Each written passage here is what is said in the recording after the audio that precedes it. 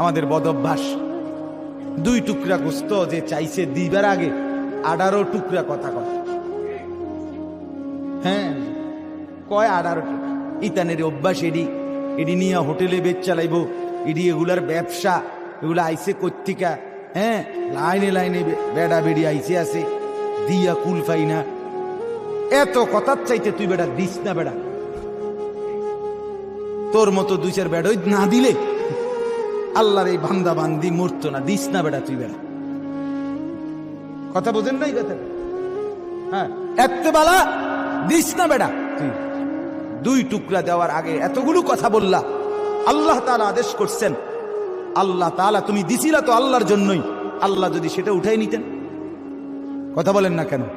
চোখের সামনের থেকে যদি 2 লাখ টাকার গরুটা সরাই নিত, তখন তো ভেটকি দিয়ে থাকতেন। ওমা কি ও কথাবার্তি নাই, এখানে গোড়া গরুটাই নাই।